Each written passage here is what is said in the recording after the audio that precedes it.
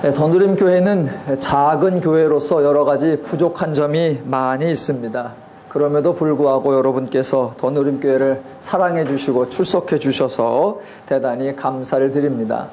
물론 더누림교회에는 장점도 참 많이 있습니다. 그 중에 하나가 성경 본문에 대한 정확한 이해를 추구하여 성도님들이 행복한 신앙을 누릴 수 있도록 인도하고 있다라는 것입니다. 오늘도 성경 본문이 무엇을 말하는지 하나 같이 확인해 보려고 합니다.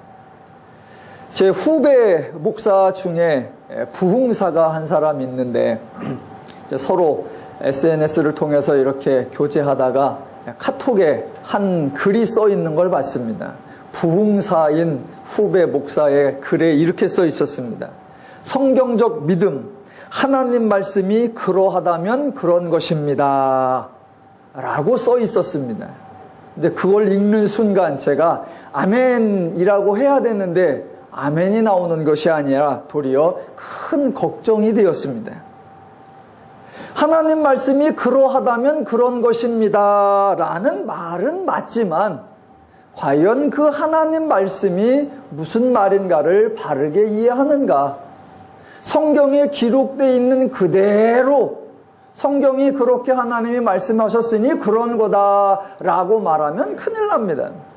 그러니까 성경에 말하는 말씀이 무엇인 줄을 바르게 알아서 분별해야 하는데 종종 있는 그대로 기록된 그대로 성경을 오해하여서 우리 신앙을 힘들게 하는 경우가 많이 있습니다. 오늘과 다음 주 2주간에 걸쳐서 저 여러분이 너무나 잘 알고 있는 기독교인 모두가 아니 비기독교인들도 성경의 그 구절만큼은 다 알고 있는 그 구절이 과연 무슨 뜻인지 한번 상고해 보도록 하겠습니다. 성경에는 참 재미있는 구절이 많이 있습니다. 사람들은 종종 난해 구절이라고 하는데 저는 재미있는 구절이라고 합니다. 어떨 때는 정반대되는 내용이 성경에 같이 나오고 서로 충돌되고 서로 모순된 듯한 그런 표현들이 성경에 버젓이 나와 있습니다. 그래서 사람들은 참 이해하고 해석하기가 어렵다 그래서 난해 구절, 저는 반대로 참 재미있는 구절. 왜냐하면 성경 자체가 매우 어렵고 성경 자체가 매우 복잡하다라고 생각하지를 않는 겁니다. 성경은 정확하게, 성경은 분명하게, 성경은 확실하게 써놨는데 다만 저와 여러분이 아직 성경적 사고가 부족하고 성경적 인식이 부족해서 이해하는 데 어려움을 겪을 뿐이기 때문입니다. 자, 기독교를 흔히 교회라고 하는 집단 또는 교회라고 하는 공동체를 매우 중요시하는 것으로 알려져 있습니다. 여러분, 과연 그렇습니까? 기독교는 개인보다는 집단, 개인보다는 교회라고 단체 또는 공동체를 중요시한다. 과연 그럴까요? 실상 신앙은 지극히 개인적인 것입니다. 한 사람이 다른 사람의 신앙을 대신해 줄 수 없고 복을 받을 때에도 단체로 받는 것이 없고 저주를 받을 때에도 단체로 받는 것이 없습니다. 성경에서도 개인을 매우 강조합니다. 종종 사람들은 구약의 이스라엘이라고 하면 이스라엘이라고 하는 나라 또는 히브리 민족이라고 하는 집단성을 띠는 것으로 여깁니다. 그러나 구약에서 집단적 축복이나 집단적 저주 또는 이 사람 때문에 저 사람이 복을 받고 이 사람 때문에 저 사람이 저주받는 연좌제를 근본적으로 배제합니다. 개인을 강조하는 대표적인 성경 구절이 에스겔서 18장에 나옵니다. 1절에 이렇게 나옵니다. 너희가 이스라엘 땅에 관한 속담에 이르기를 아버지가 신포도를 먹었으므로 그의 아들의 이가 시다고 함은 어찌 됨이냐. 사람들은 그렇게 말한 겁니다. 아버지가 신포도를 먹었으니 아들의 이가 시다라고요. 하나님은 어떻게 그런 말이 가능하냐? 그렇지 않다라고 지적하시는 겁니다. 이어서 말씀하시기를 에스겔 18장 19절에 이렇게 나옵니다. 너희는 이르기를 아들이 어찌 아버지의 죄를 감당하지 아니하겠느냐 하는도다. 아들이 정의와 공의를 행하며 내 모든 율례를 지켜 행하였으면 그는 반드시 살려니와 범죄하는 그 영혼은 죽을지라. 아들은 아버지의 죄악을 담당하지 아니할 것이요 아버지는 아들의 죄악을 담당하지 아니하리니 의인의 공의도 자기에게로 돌아가고 악인의 악도 자기에게로 돌아가니라 입니다.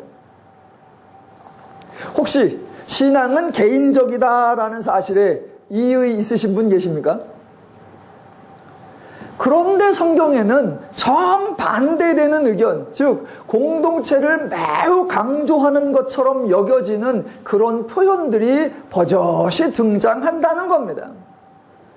오늘 사도행전 16장을 읽었는데 그 중에 15절을 보시면 맨 앞에 이렇게 나옵니다. 그와 그 집이 다 침례를 받고, 그와 그 집이 다 침례를 받았다고 합니다. 그런데 재미난 것은 바로 그 앞절 14절을 보시면 두아디라시에 있는 자색 옷감 장사로서 하나님을 섬기는 루디아라 하는 한 여자가 말을 듣고 있을 때 주께서 그 마음을 열어 바울의 말을 따르게 하신지라. 즉 주께서 마음을 열어주신 자, 말씀을 들은 자가 한 여자입니다.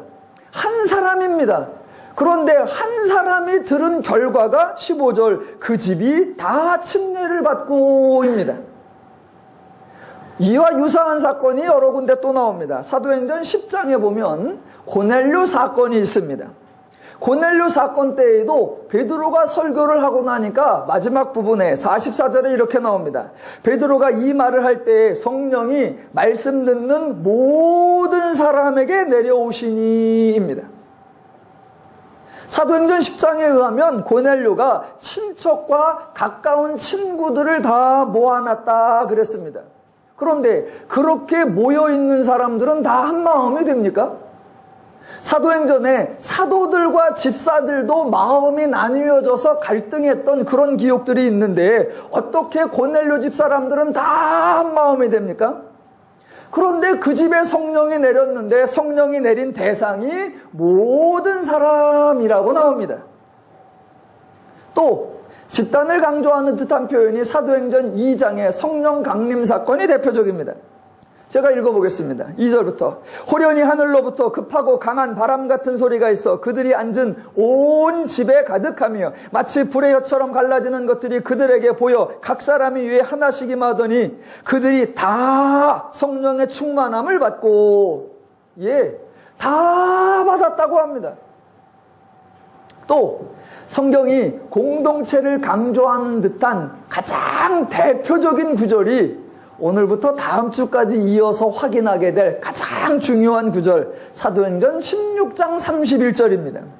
이르되 주 예수를 믿으라 그리하면 너와 내 집이 구원을 받으리라 하고 주의 말씀을 그 사람과 그 집에 있는 모든 사람에게 전하더라. 그 밤 그 시각에 간수가 그들을 데려다가 그 맞은 자리를 씻어주고 자기와 그 온 가족이 다 침례를 받은 후 그들을 데리고 자기 집으로 올라가서 음식을 차려주고 그와 온 집안이 하나님을 믿음으로 크게 기뻐하니라 입니다. 지금 한편으로는 개인을 강조하는 듯한 구절, 한편으로는 집단이나 단체 공동성을 강조하는 듯한 구절, 두 구절을 다 읽어봤습니다. 여러분, 과연 신앙은 개인적입니까? 집단적입니까? 대답을 하시려면 생각을 잘 하시고 대답을 하셔야 됩니다. 특별히 사도행전 16장 31절 주 예수를 믿어라 그리하면 너와 네 집이 구원을 받으리라 이 구절을 잘 이해하셔야 됩니다. 먼저 잘못된 대답을 한번 설명해 보겠습니다. 잘못된 대답입니다. 아멘 하시면 안 됩니다. 주 예수를 믿어라 그리하면 너와 내 집이 구원을 받으리라 이게 무슨 말이냐면 너와 내 집이 구원을 받는다는 것은 한 사람만 믿으면 나머지도 덤으로 구원받는다는 의미가 아니라 한 사람이 믿으면 이제 그 사람이 믿음의 시작이 되어서 그 온 집안에 복음이 전파되고 점차 집안의 각 사람이 믿게 되어서 결국에는 온 집안이 구원을 받게 된다는 의미이다 라는 설명들이 있습니다. 그러나 절대로 옳은 설명이 아닙니다. 왜냐하면 첫째로 지금 제가 앞에서 집단이나 공동체를 강조하는 구절들을 읽었을 때에 그 본문들에는 한 사람이 믿고 나중에 온 집안 사람이 믿게 되는 것, 즉 그 한 사람이 먼저 믿어서 그 사람이 가족 구성원들에게 복음을 전하여 일정한 세월이 흘러서 그 가족 구성들도 하나님을 믿어서 결국에는 다 믿는 그러한 시간적 간격이 있는 것으로 본문은 말하지 않습니다. 본문은 말씀을 전하니까 한 사람이 들었는데 동시에 그 집안이 다 침례를 받았더라 라고 동시간대로 말하지 시간적 간격을 두지 않습니다. 또 두 번째는 매우 실제적으로 어느 집안에서 한 사람이 예수를 믿었는데 일정한 시간이 지나니 결국에는 그 집안 사람이 다 예수를 믿었더라 라는 경우가 종종 또는 가끔 있기는 합니다만 한 사람이 믿었는데 결국에는 그 집안 결국에는 그 사람밖에 믿은 사람이 없더라 라는 경우가 훨씬 더 많습니다. 저는 저희 아버님도 믿었고 저도 믿고 저희 형제들도 다 믿습니다. 저희 처가 쪽으로는 믿는 사람이 없습니다. 그래서 저희 안 사람은 초등학교 때부터 집안에서 혼자 다녔습니다. 근데 지금까지도 어머님 아버님이 믿지 않으십니다. 사위가 목사인데도. 얼마 전에 저희 장인어른께서 소천하셨는데 안 믿고 돌아가셨습니다. 너와 내 집이 구원을 아직 못 받았습니다. 그러니까 조금 아까 드린 설명으로 해서는 설명이 되지 않습니다. 사람들은 한 사람으로 말미암은 영향력이나 그 한 사람으로 말미암은 파급 효과를 강조하고 싶어 합니다. 그래서 엉뚱한 설명이 만들어지는 겁니다. 물론 엉뚱한 설명이 근거가 없지는 않습니다. 그 근거를 성경에서 끌어오죠. 그런데 성경의 원래 의도를 오해하고 잘못 끌어오는 게 문제입니다. 예를 들면 구약에 보면 이런 구절이 또 있습니다. 불순종한 자에게는 저주가 3, 4대까지 이르고 순종하는 자에게는 축복이 1000대까지 이른다라는 구절이 있습니다. 그 구절을 군고해서 어떤 분이 봐라, 믿음의 가문이 하나 세워지는 게 얼마나 그 가게 전체에 큰 복을 주어지는가. 그래서 책 제목으로 딱 나왔습니다. 가게에 흐르는 저주를 끊어라 라고요. 그래서 한 시대에 또 교계의 유행을 큰 바람을 일으켰습니다. 얼마 전에 그 저자가 공개적으로 사과했습니다. 잘못된 주장이었다고. 자, 제가 여러분에게 신앙은 개인적입니까? 집단적입니까? 성경은 도대체 무엇을 강조합니까? 라고 질문을 드렸는데 그런 질문을 드리면 또는 어떠한 질문을 드리든지 질문을 들으시면 답을 하려고 생각하기 전에 질문이 제대로 된 질문인가, 질문이 맞는 질문인가, 그거부터 점검하셔야 합니다. 예전에 말씀드린 것 같은데 식사 시간에 같이 식당에를 딱 가면서 야, 짜장면 먹을래? 짬뽕 먹을래? 그러면 그 두 가지만 놓고 고민하시면 안 됩니다. 짜장면 먹을래? 짬뽕 먹을래? 그러니까 마치 둘 중에 하나를 골라야 되는 것처럼. 아니요. 전혀 다른 생각을 하셔야 됩니다. 왜 중국집에서만 고르래? 김밥 먹으면 안 돼? 돈가스 먹으면 안 돼? 전혀 다른 각도를 생각하셔야 합니다. 그래서 신앙은 개인적인가 집단적인가 라는 걸 물었을 때 그 질문 밑에 깔려있는 전제가 무엇인가를 아셔야 하고 그 전제가 옳은 전제인가 잘못된 전제인가를 생각하셔야 합니다. 질문은 기독교는 개인적인가 집단적인가 라는 거였지만 그 질문 밑에 깔려있는 전제는 개인이든 집단이든 일단 누군가 한 사람은 믿어야 한다라는 것이었습니다. 그게 잘못된 전제입니다. 기독교 신앙은 개인이든 집단이든 한 사람이든 단체든 우선 누군가는 인간이 믿는다는 행동이 있어야 한다라고 생각하는 것, 그게 잘못된 전제입니다. 절대로 옳은 전제가 아닙니다. 기독교는 개인이든 집단이든 누군가 믿어야만 이야기가 시작되는 것이 아니고, 기독교 신앙은 인간의 행동에 의하여 결과가 만들어지거나 인간의 행위에 의하여 축복이나 저주가 결정되는 그런 형상이 아닙니다. 성경은 과연 개인 한 사람의 중요성 또는 그 개인으로 말미암은 집단에 미치는 영향, 이런 거를 말하려고 하는 게 절대로 아닙니다. 그러면 성경에 왜 개인을 강조하는 듯한 표현이 등장하고 왜 공동체를 강조하는 듯한 표현이 등장하는가?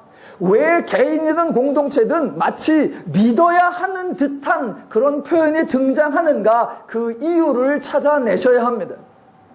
주 예수를 믿으라, 그리하면 너와 내 집이 구원을 받으리라 라는 말씀이 과연 구원받는 방법을 제시하는 건가? 일단 누군가는 믿어야 한다라는 것을 강조하는 것인가? 오늘과 다음 주에 걸쳐서 그것을 확인해 보겠습니다. 16절부터 23절까지에는 두 사람의 말이 등장합니다. 하나는 귀신 들린 여자의 말이고 다른 하나는 멀쩡한 사람의 말입니다. 두 사람의 말을 한번 비교해 보겠습니다. 바울과 실라가 마게도냐 지방으로 가서 빌립보라고 하는 지역에 가서 기도도 하고 복음을 전하는 중에 황당한 사건이 발생합니다. 16절. 우리가 기도하는 곳에 가다가 점치는 귀신 들린 여종 하나를 만나니 점으로 그 주인들에게 큰 이익을 주는 자라. 그가 바울과 우리를 따라와 소리질러 이르되 이 사람들은 지극히 높은 하나님의 종으로서 구원의 길을 너희에게 전하는 자라 하며 이같이 여러 날을 하는지라. 지금 이 말을 하는 사람의 정신 상태가 정상이 아닙니다. 왜냐하면 본문에 소개되는 대로 그 여자는 귀신 들린 여종이기 때문입니다. 흔히 말하면 귀신 들린 여자, 더 상스럽게 말하면 귀신 들린 년입니다. 그러니까 지금 이 귀신 들린 여자가 말을 하는 거니까 모두 헛소리이고 제정신이 아니고 자기 말이 아닙니다. 그 사람의 하는 말이 아무리 옳은 말이고 아무리 은혜로운 말이라고 해도 거기서 은혜 받으시면 안 됩니다. 자, 엄밀하게 말하면 귀신 들린 여자가 하는 말인데 그 여자의 말이 아니라 귀신의 말입니다. 그 귀신이 말을 하는데 바울과 실라를 보고 뭐라고 하느냐면 이 사람들은 지극히 높은 하나님의 종으로서 구원의 길을 너희에게 전하는 자라입니다. 그러니까 귀신이 옳은 말, 맞는 말을 한 겁니다. 귀신이 바울과 실라의 정체, 바울과 실라가 전하는 복음의 핵심을 알아차린 겁니다. 귀신이 어떻게 알아차렸을까요? 귀신같이 알아차렸습니다. 귀신이 알아차리는 이런 상황은 복음서에서도 나오는 장면입니다. 예수님이 말씀을 하시고 예수님이 사역을 행하실 때에 사람 중에서는 예수님을 알아보고 예수님의 말씀을 깨달은 자가 한 명도 없습니다. 그 와중에 예수를 알아보는 존재가 있었는데 그게 누구냐? 바로 귀신들이었습니다. 마태복음 8장 28절 이하에 귀신 들린 자 둘이 나왔다라고 합니다. 그때 그 귀신 들린 자 두 명이 하는 말이 29절. 이에 그들이 소리질러 이르되 하나님의 아들이여 우리가 당신과 무슨 상관이 있나이까? 때가 이르기 전에 우리를 괴롭게 하려고 여기 오셨나이까? 입니다. 그러니까 귀신은 예수를 알아보았고 귀신은 그리스도를 알아보았습니다. 귀신은 영적인 존재로서 하나님과 죄의 관계를 알고 그 하나님의 그리스도로 오신 예수를 알아보았던 것입니다. 그렇지만 귀신이 예수를 알아본 것은 아무 소용이 없습니다. 예수를 알아보았다고 해서 귀신들이 예수를 믿을 것도 아니고 귀신이 예수를 알아보았다고 해서 개과천선에서 천사가 될 것도 아닙니다. 다만 그들은 하나님의 대적자로서 하나님의 존재, 그리스도의 존재를 알아보았다는 것입니다. 제가 성경을 읽다가 혼자 좀 그냥 혼자 어이없는 생각을 좀 해봤습니다. 귀신 들린 여자가 나타나서 막 소리를 하고 다닙니다. 이 사람들은 크신 하나님의 종으로서 구원의 길을 인도하는 자다. 그런 얘기를 막 하고 다닙니다. 그 얘기를 들었을 때 바울과 실라는 와, 저 귀신 들린 여자가 우리들을 알아봐 주는구나 라고 감격했을까? 아니면 어디서 귀신 걸린 것이 귀신 같은 소리만 하고 다녀 라고 어이없어 했을까? 그냥 저 혼자 생각에 바울과 실라가 고민이 좀 많았을 것 같다. 그런 생각을 해봤습니다. 귀신 들린 자의 특성은 절대로 지치지 않는다는 겁니다. 쉬지도 않고 지치지도 않아요. 그러니 귀신 들린 자가 24시간 온 동네방네를 계속 다니면서 이렇게 떠들어댈 거 아니에요. 바울과 실라라는 사람이 있는데 저 사람은 크신 하나님의 종으로서 구원의 길을 너희에게 전하는 자라 라고 밤낮 없이 시도 때도 없이 동네 방방곡곡 다니면서 막 떠들어대니 바울과 실라는 얼마나 사역에 보탬이 될까? 자기들은 좀 쉬어도, 자기들은 좀 놀아도 귀신 들린 여자가 돌아다니면서 그렇게 전파해 주니 아, 고맙다. 그렇게 그냥 둘까? 아니면 아유, 귀신 들려서 저러고 다니니 저 인생이 얼마나 불쌍한가? 그렇게 해서 고쳐주면 제정신으로 돌아와서 이제 자기 집에 들어가 있을 거 아니야. 그러면 사역에 보탬이 안 되고 저걸 고쳐줘 말어. 좀 고민이 되지 않았었을까? 그냥 저 혼자 쓸데없는 생각을 해봤었습니다. 물론 바울과 실라는 그런 고민 하나도 안 하죠. 자, 바울과 실라의 조치가 18절에 나옵니다. 바울이 심히 괴로워하여 돌이켜 그 귀신에게 이르되 예수 그리스도의 이름으로 내가 내게 명하노니 그에게서 나오라 하니 귀신이 즉시 나오니라. 예, 제가 장난처럼 바울이나 실라가 고민했을 거라고 했지만 전혀 고민하지 않았습니다. 지난주에 확인한 대로 그리스도의 마음, 그리스도의 심정, 그리스도의 원리를 가진 사람은 상대방의 유익을 먼저 생각한다라고 했습니다. 그래서 그의 인생을 불쌍히 여겨주고 귀신에게 잡힌 삶의 곤고함을 긍휼히 여겨서 즉시 고쳐주었습니다. 예, 하나님의 은혜를 베푼 것입니다. 자, 그럼 지금까지 귀신 들린 여자의 이야기를 들어보았습니다. 그럼 이제부터는 멀쩡한 사람의 이야기를 한번 확인해 보겠습니다.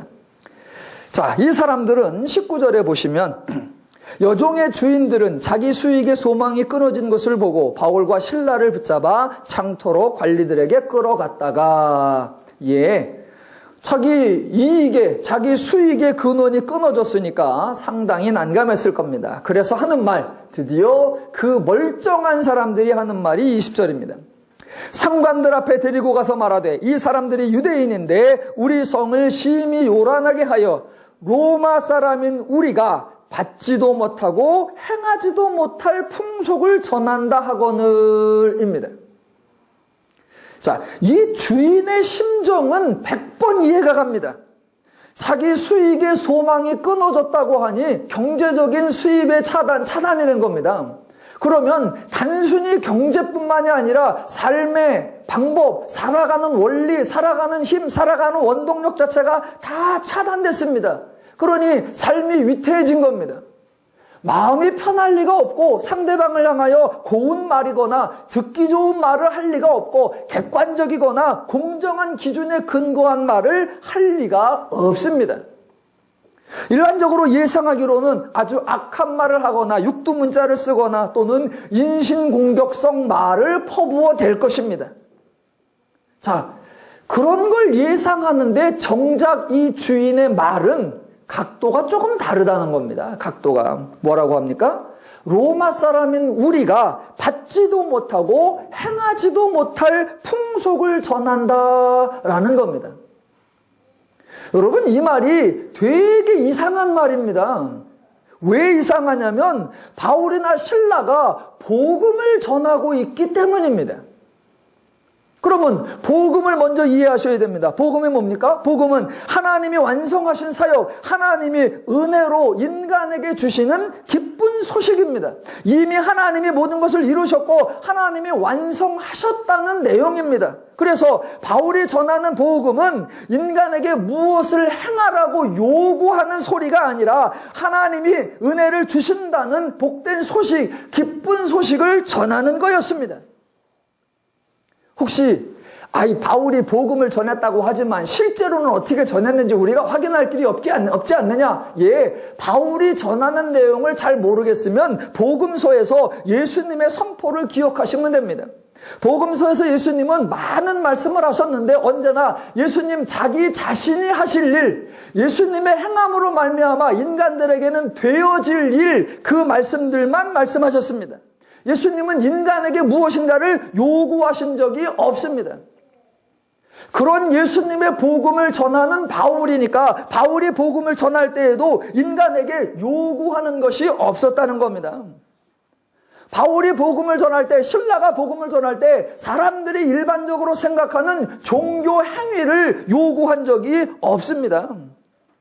오늘날로 예를 들면 일주일에 한 번씩 교회에 출석해야 한다거나 구제와 금식과 기도와 11조를 의무적으로 행해야 한다거나 집에 섬기고 있던 우상들을 모두 불태워야 한다거나 자신의 가장 귀한 것을 하나님께 드려서 믿음의 증거를 보여야 한다거나 그런 유형의 종교 행위를 요청한 적이 단 하나도 없습니다. 이것이 매우 중요합니다. 오늘날 사람들이 교회에 대한 이미지가 있는데 교회 하면 떠오르는 연상되는 생각들이 있는데 안타까운 것은 교회 그러면 떠오르는 생각들이 긍정적인 이미지보다는 부정적인 이미지가 많다라는 것입니다. 그 중에서도 예를 들면 기독교, 교회, 교회는 왜 그렇게 하라는 게 많고 교회는 왜 그렇게 하지 말라는 게 많냐라고 생각한다는 겁니다. 그리고 교회에서는 이거 해라 저거 하라고 하는데 그게 매우 어려운 일이야. 그래서 쉽게 교회를 갈 수가 없어 라고 생각한다는 겁니다. 사람들이 그렇게 생각하는 거는 우리가 복음을 잘못 설명하고 기독교나 교회를 잘못 소개하고 있다는 증거입니다. 사실 기독교는 사람들에게 가장 쉬운 곳으로 소개되어야 합니다. 가장 편한 곳, 가장 만만한 곳으로 소개되어야 합니다. 그래서 사람들이 이렇게 말해야 됩니다. 나 같은 거는 교회 못 가. 이런 식이 아니라 나 같은 사람이 갈 수 있는 마지막 곳이 교회 아닌가라고 인식되어야 합니다. 돈 없으면 교회도 못 다녀. 그런 인식이 되면 교회 망하는 거고, 교회 가면 새벽 기도도 가야 되고, 금요 기도도 가야 되고, 교회 가면 이것도 해야 되고, 저것도 해야 되고, 교회는 보통 바쁜 게 아니야. 이렇게 인식되면 망하는 겁니다. 반대로 교회 그러면 안식이 되고, 교회 그러면 힐링이 되고, 교회 그러면 배려가 되고, 교회 그러면 수용이 된다고 인식되어야 바른 교회의 모습입니다. 한번 타종교와 기독교의 모습을 실상을 한번 비교해 보겠습니다. 그냥 대표적으로 절과 교회를 한번 비교해 보겠습니다. 사람들이 절에 가면 관광하러 갈 때도 있지만 절 다니는 사람도 절에 가면서 일하러 간다라고 생각하는 사람은 별로 없습니다. 절에 가면 절밥도 좀 먹어보고 또 요새는 템플 스테이를 하면서 좀 쉬면서 자기를 본다. 그런 생각. 그래서 절에 간다는 생각만 해도 벌써 조용함, 평온함, 여유로움, 넉넉함 이런 것들이 연상됩니다. 그런데 교회 간다 그러면 벌써 분주함, 불편함, 어색함 이런 게 떠오릅니다. 교회는 어떤 사람이 교회 근처에 딱 나타나면 그 순간부터 그 사람을 절대 그냥 두지 않습니다. 머리카락이 보이는 순간 한 사람이 쫙 달라붙어갖고 어디서 오셨냐, 어떻게 오셨냐, 왜 오셨냐부터 해서 일일이 호구조사 다 하고 그러다 겨우 자리에 앉은 순간부터 가만히 두질 않습니다. 손을 들어라, 내려라, 일어나라, 앉아라, 소리를 질러라, 누를 떠나라, 감아라, 가만 두질 않습니다. 계속해서 뭔가를 시켜야 됩니다. 그래서 절 그러면 평안함, 온유함, 교회 그러면 분주함, 불편함 이렇게 됩니다. 아니요. 실상은 정반대로 인식되어야 됩니다. 절에 가면 일단 절을 해야 됩니다. 교회가 왜 절이에요? 절을 하는 곳. 그래서 절입니다. 절하는 게 의무예요. 그런데 교회 가면 신에게 경배해야 되는 게 의무냐? 전혀 그렇지 않습니다. 도리어 기독교에서는 신에게 절하지 말라라고 합니다. 그래서 고개 빳빳이 들고 허리 꼿꼿이 펴도 됩니다. 또 절에 가면 명상을 하고 좌선을 합니다. 그런데 명상과 좌선을 누가 해야 되느냐? 내가 해야 됩니다. 그러니까 내가 눈을 감고 내가 생각하고 내가 돌아보고 내가 성찰하고 내가 점검해야 합니다. 그런데 아무리 내가 해봤자 내 수준 갖고 내가 하니까 내 한계를 벗어날 수 없습니다. 그래서 달라지거나 새로워질 게 하나도 없습니다. 왜? 자신의 수준에서 하니까. 그러나 교회에 가면 정반대입니다. 교회에 가면 내가 하는 것이 아닙니다. 여러분이 교회에 오셨습니다. 뭐 하십니까? 앉아 계시는 거예요. 그럼 누가 말을 합니까? 앞에서 목사가 말을 합니다. 여러분에게 묵상하라, 여러분에게 성찰하라, 여러분에게 돌아보라라고 여러분의 할 일을 하는 게 아니라 오셨습니까? 앉아 계세요 라고 하고 제가 서서 제가 1시간 동안 제가 말을 합니다. 여러분 수준에서 여러분의 생각을 하라고 말하지 아니하고 우리의 영역을 넘어서는 인간의 영역을 넘어서는 하나님께로부터 오는 하나님의 말씀, 진리의 말씀을 선포하는 거예요. 그렇게 내 영역이 아닌 하나님의 영역, 내 수준이 아닌 하나님의 수준의 차원의 말씀이 나오기 때문에 듣는 우리가 새로워질 수 있는 겁니다. 이와 같이 교회는 인간에게 요구하는 것은 없고 주는 것만 있는 것이에요. 그래서 기독교에서 주는 걸 뭐라고 하느냐? 은혜라고 하는 겁니다. 그게 복음의 진수예요. 사도 바울이 그 복음을 전한 거예요. 사도행전 1장부터 16장 전체에서 저와 여러분은 사도들이 복음 전하는 것을 확인했었습니다. 베드로가 복음을 전할 때에 사람들이 받지도 못할 풍속을 전한 적이 없습니다. 빌립이나 스데반이 복음을 전할 때에도 사람들이 행하지도 못할 풍속을 전한 적이 없습니다. 이달리아 부대의 백부장이었던 이방인 고넬료에게 복음을 전할 때에도 이방인이 받지도 못하고 행하지도 못할 풍속을 전한 적이 없습니다. 바나바가 각 지역을 돌아다니면서 복음을 전할 때에도 사람들이 받지도 못하고 행하지도 못할 풍속 전한 일이 없습니다. 성경 전체에서 구약과 신약 그 어디에도 어떤 족장이나 어떤 사사나 어떤 예언자나 어떤 사도나 어떤 복음 전하는 사람도 사람들이 받지도 못하고 행하지도 못할 풍속을 전한 일이 없습니다. 물론 기독교에서 인간에게 특별한 행동을 요구할 때가 있습니다. 사도행전 15장에서도 사도들이 이방 출신으로서 교회에 들어오는 사람에게 이런 일을 하라라고 특별히 요청한 행동이 있습니다. 그런데 그거는 지극히 평범한 것이었습니다. 우상의 더러운 것과 음행과 목매어 죽인 것과 피를 멀리하라. 이런 것들은 사람이 받기도 쉽고 행하기도 쉬운 것이지 사람이 받기도 행하기도 못할 풍속이냐? 절대로 그렇지 않습니다. 그러니까 바울은 요구한 게 없었고 복된 소식만 전했는데 이 여인은 멀쩡한 이 주인은 왜 로마 사람인 우리에게 우리가 받지도 못하고 행하지도 못할 풍속을 전했다라고 말했을까? 그 이유가 뭐냐는 겁니다. 정답은 아무것도 할 일이 없었기 때문입니다. 저와 여러분이 지금 이 본문에서 주목해야 할 것이 하나 있는데, 자, 바울과 실라가 복음을 전했을 때 이 주인이 로마 사람이 받지도 못하고 행하지도 못할 풍속이라고 생각했는데 그 생각은 이 주인 한 사람만의 생각이 아니라 그곳에 있던 모든 사람의 생각이었다는 겁니다.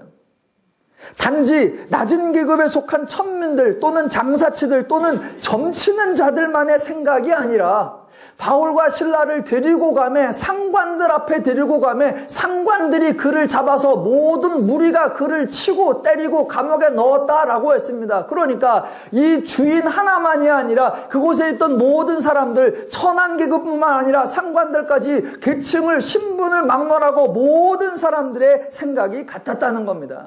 즉 모든 죄인들의 생각이 똑같았다는 겁니다. 그럼 저 여러분이 궁금해해야 되는 게 하나 있습니다. 과연 죄인들이 복음을 이렇게 들어보니까 그 내용이 실제로 받지도 못하고 행하지도 못할 풍속이었느냐는 것입니다. 절대로 그렇지 않습니다. 실제로 기독교가 전하는 어떤 소식, 복음을 전하는 어떤 행동이 혐오스러웠거나 어떤 행동이 행동하기에 지극히 어려웠다거나 어떤 행동이 너무나 비윤리적이었다거나 또는 미풍양식을 해치는 것이었느냐? 절대로 아닙니다. 바울이 전한 복음, 기독교가 전하는 복음에는 사람이 행할 일이 단 하나도 없었다는 것입니다. 행하려고 하는데 그것이 너무 어렵고 힘들어서 우리가 받을 수도 행할 수도 없는 풍속이 아니라 정작 그들이 받은 복음, 그들이 들은 소식은 자신들이 행할 일이 하나도 없는 내용이었습니다. 바울과 신라가 전한 복음에는 인간을 수고롭게 하거나 힘들게 하는 일이 하나도 없었다는 겁니다.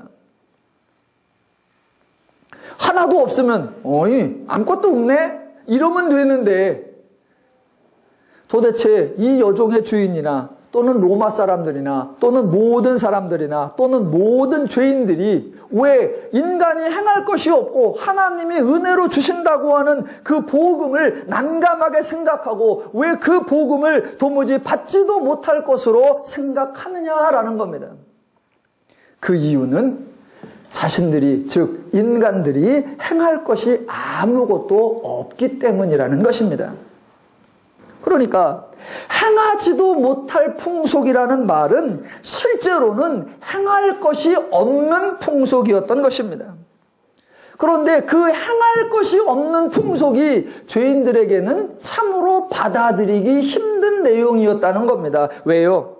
죄인의 사고방식, 죄의 기준, 죄의 가치에 의하면 무엇이든 인간이 행해야 결과가 있는데 아무것도 행하지 말라라고 하면 아무것도 얻을 수 없는 것이라고 생각되어졌다는 것입니다.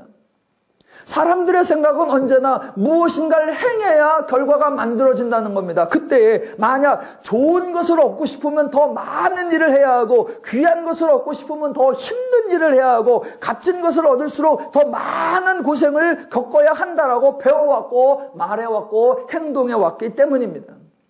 그래서 죄인들 세상에서 늘 통용되는 말 뭐예요? 세상엔 공짜가 없다. 또 뭐예요? 인내는 쓰고 열매는 달다. 또 뭐예요? 안 되면 되게 하라. 또 다른 말, 아무나 할 수 있는 일이라면 나는 하지 않았다. 좀 더 멋있게 표현하면 누구나 시도할 수는 있습니다. 그러나 아무나 가질 수 있는 건 아닙니다. 예, 다 그런 유형이에요.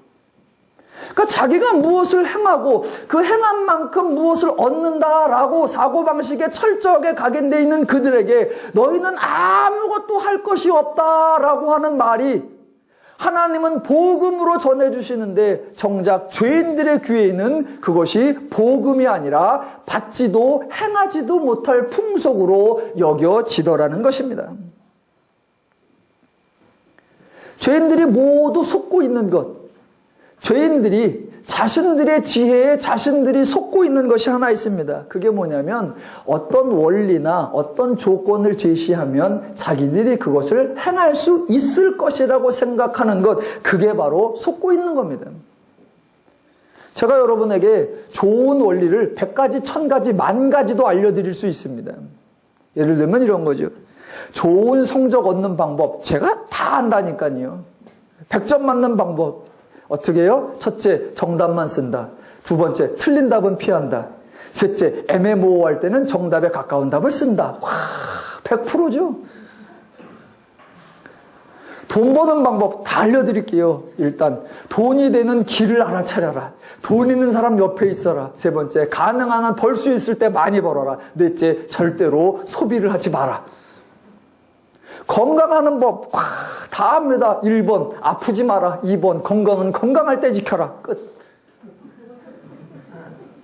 뭘 모르는데요? 교회 부흥하는 방법. 오는 문은 크게 열고 나가는 문은 꽉 닫아라. 다 알죠?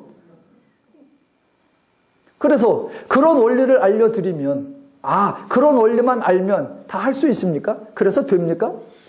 사람들은 뭔가 그런 원리를 알려주면 자기가 노력해서 할 수 있을 것으로 착각한단 말입니다. 아니요. 그게 다 말장난입니다. 그 인간들의 속는 가장 대표적인 것, 그게 뭐였습니까? 성경에서 유대교의 율법을 그래서 소개하는 겁니다. 유대교 율법. 하나님은 인간을 자유롭고 평화롭게 하는 율법을 주셨는데 그것을 유대교는 왜곡하여서 복받는 은혜 받는 수단으로 변질시켜서 그것을 행하면, 그 원리대로 살면 은혜를 받을 것이다 라고 방법으로 만들어놨단 말입니다. 그렇게 하면 될 줄 알았지요. 그런데 되느냐고요? 안 되더라는 걸 자기들이 고백했단 말입니다. 그 율법의 지도자였던 바울, 그 율법 속에 살았던 베드로, 그 유대교의 그 세계 안에서 아예 그 율법의 절기대로 지냈던 그 사람들이 하는 말, 지난주 살펴봤잖아요. 15장 10절. 지금 너희가 어찌하여 하나님을 시험하여 우리 조상도 우리도 능히 매지 못하던 멍에를 제자들의 목에 두려느냐, 이거예요. 그러니까 정작 그게 자기들이 만일 지킬 수 있을 것처럼 여겨지는 그거, 그러나 지키지 못하는 거, 그게 바로 뭐예요? 받지도 못하고 행하지도 못할 풍속이에요. 그래서 그 받지도 못하고 행하지도 못할 풍속을 폐하여 버리고 하나님의 은혜의 선물을 복음으로 선포했더니 그 복음을 듣고서 하는 말, 이 사람들이 우리가 받지도 못하고 행하지도 못할 풍속을 전하도다. 그럼 어떻게 할까요? 더 힘든 거 한번 만들어 볼까요? 더 복잡하고 더 어려운 거 만들어 볼까요? 지금 여종의 주인은 복음을 듣고 내용을 실천하려고 하다 보니까 너무 힘들었느냐? 아니요. 로마 사람들이 복음의 내용을 듣고 행동하려고 하다 보니까 너무 어려웠느냐? 아니요. 복음은 말 그대로 복된 소식이었고 은혜의 선포이었습니다. 그런데 죄인들에게는 그 은혜를 은혜로 인식하지 못하더라는 겁니다. 왜? 죄인들에게는 하나님의 복음, 하나님의 은혜를 이해하고 깨달을 수 있는 하나님의 마음, 하나님의 가치, 하나님의 개념, 성령이 없더란 말입니다. 구원받지 않은 죄인들에게는 복음이 복음으로 들려줄 수 없고, 구원받지 않은 죄인들, 죄에 사로잡혀 있는 자들에게는 은혜가 은혜로 여겨지지 않더란 말입니다. 지금 이 이야기는 오늘 본문에 나오는 여종의 주인들은 그랬구나, 또는 확장해서 로마의 사람들은 그랬구나, 아니요.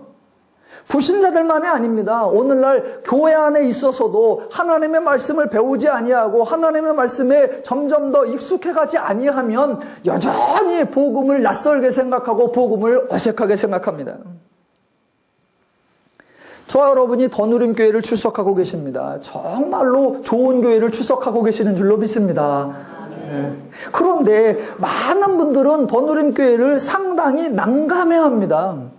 교회가 좋긴 한데 참 난감해요. 왜 더누림교회를 난감해하느냐? 그 이유는 하는 일이 없다 이기 때문입니다.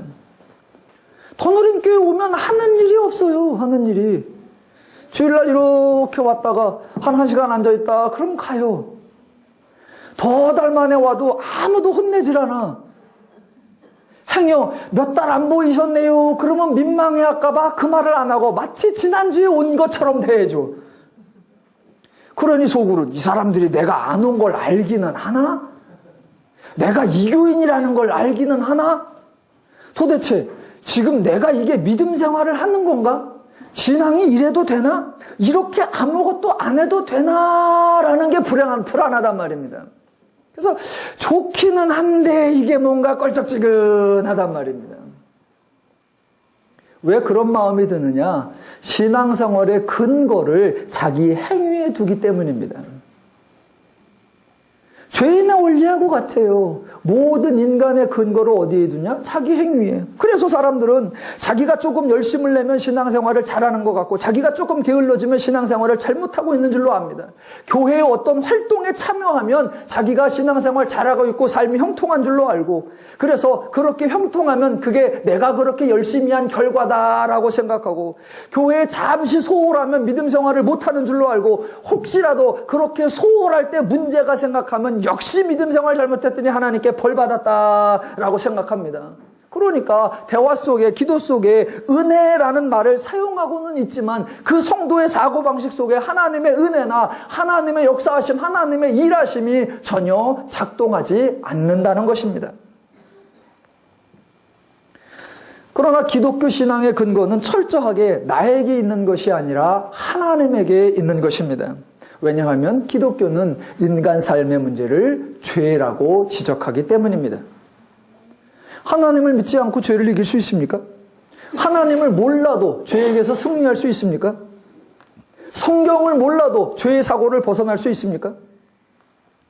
오늘 본문에 나오는 여종의 주인이나 로마 사람이나 오늘날 교인들이나 모두가 인간의 문제가 죄라는 사실을 심각하게 인식하지 못하고 있습니다. 그러니 왜 하나님을 믿어야 하고 하나님이 왜 은혜를 주셨는지를 잘 모르는 겁니다.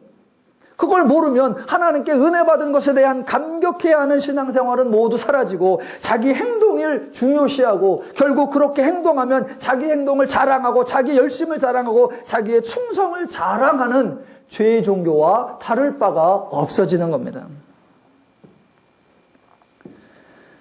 꼭 인식하셔야 됩니다. 기독교 신앙의 근거는 나의 행위가 아니라 하나님이다라는 사실이에요. 그런데 대부분은 자기 행동의 믿음의 근거, 자기 행동의 믿음의 확신을 둡니다. 그래서 삶에 문제가 생기면 뭐라고 생각해요? 아, 내가 행동을 잘못했구나라고 자기 행동을 문제 삼고 바로 회개를 합니다. 자, 회개를 하는데 회개를 어떻게 하느냐? 회개를 꼭 반성문 쓰듯이 합니다. 그런데 그런 회개가 기독교하고 아무 상관이 없어요. 예를 들어보겠습니다. 자, 자기가 신앙생활을 조금 행동을 또는 출석을 또는 어떤 활동을 좀 소홀히 한다. 그러면 바로 반성하죠. 이제 회개하죠. 무릎 딱 꿇고 하나님 앞에 뭐부터 시작해요? 하나님 잘못했습니다부터 시작해요. 확 줄여서 요약하면 세 가지만 남습니다. 잘못했습니다. 하나님 다시는 안 그러겠습니다. 앞으로는 잘하겠습니다. 이건 기독교의 회개가 아니에요. 왜냐하면 자기가 할 수 없는 존재라는 거, 자기가 죄를 이길 수 없고 죄를 떨쳐낼 수 없고 죄를 물리칠 수 없는 존재라는 것을 인정하지 않기 때문입니다. 잘못했습니다. 다시는 안 그러겠습니다. 앞으로 잘하겠습니다. 그게 무슨 말이에요? 아, 나는 할 수 있는데 잠시 실수했다는 겁니다. 나는 충분히 할 수 있는데 잠시 집중하지 않아서 딴전을 폈다는 겁니다. 자기는 충분히 넉넉히 할 수 있는데 그동안 소홀했다는 겁니다. 그래서 내가 마음만 먹으면 당장이라도 할 수 있고 마음만 먹으면 잘할 수 있고 마음만 먹으면 넉넉히 할 수 있다는 겁니다. 그건 기독교와 아무 상관이 없습니다. 왜냐하면 어디에도 나는 할 수 없습니다. 그래서 하나님이 도와주셔야 합니다. 나는 할 수 없습니다. 그래서 하나님이 은혜를 주셔야 합니다. 라는 필요가 하나도 없기 때문입니다. 내가 할 수 있는데 집중하지 않았을 뿐이고 내가 할 수 있는데 딴전 펼 수 있을 뿐이고 내가 할 수 있는데 실수한 것뿐이니까 필요한 건 내가 집중하면 되고 내가 열심히 내면 되고 내가 잘하면 되는 거니까. 그러면 하나님을 뭐하러 믿으며 하나님께 왜 잘못했다고 하며 하나님 앞에 무엇을 구해야 할 필요가 있습니까? 하나님과 아무 상관이 없고 잘할 수 있는 내가 집중해서 잘하면 되니까. 그런 분은 교회 안 나와도 됩니다. 그런 분은 하나님 안 믿어도 됩니다. 왜? 어차피 하나님 도움 필요 없고 내가 조금만 정신 차리면 다 할 수 있다고 생각하니까. 그런 분이 교회를 뭐하러 다닙니까? 그런데 또 그런 분이 교회를 나와요. 왜? 그래도 보험은 들어놔야지. 예, 말리지는 않겠습니다. 지금 성경에서 그 여종의 주인을 통해서 모든 인간은 복음에 대하여 인식하지 못하고 모든 죄인들은 복음에 대하여 반응하지 못한다는 것을 확인해 보았습니다. 그러면 이제 저와 여러분이 오늘 23절까지 보았습니다. 그러면 그 다음 구절에 뭐가 나와야 될까요? 모든 죄인은 아무것도 요구하는 것이 없는 복음조차도 받지도 못하고 행하지도 못할 풍속이라고 참 어이없게 반응하면 그 죄인들에게는 어떤 행동을 요구할 것이 아니라 그런 죄인이기에 하나님의 은혜가 필요하고 그런 죄인이기에 하나님의 긍휼이 필요하고 그런 죄인이기에 하나님의 선물이 필요하구나. 그럼 그 다음 장면에 하나님께서 은혜와 복과 선물을 부어주시는 장면이 나와야 할 것으로 예상이 됩니다. 그렇지요? 그런데 다음 주에 보면 안 그러더란 말입니다. 그러면 이게 뭐냐라는 겁니다. 다음 주까지 이어지니까 그러면 예고편이 있어야 되죠? 잠깐만 예고를 한번 해볼게요. 다음 줄 안 오시면 오늘 들은 건 아무 소용이 없어요. 이제 바울과 실라가 감옥에 갇힙니다. 감옥에 갇혔더니 바울과 실라가 뭐 했다고 하냐? 기도하고 찬송했다 그래요. 여러분의 신앙생활을 한번 생각해 보세요. 여러분은 기도하고 찬송을 같이 합니까? 따로 합니까? 대부분 문제 있을 때 기도하고 감사할 일 있을 때 찬송하잖아요. 그런데 바울은 기도하고 찬송했대요. 우리하고 많이 다릅니다. 이게 왜 이랬을까? 예고편 하나, 예고편 2. 그렇게 기도하고 찬송했더니 감옥 문이 열렸대요. 자, 여러분이 감옥에 있습니다. 문이 열렸어요. 그럼 뭐 하시겠어요? 다 나가야죠. 성경에 보니까 안 나가.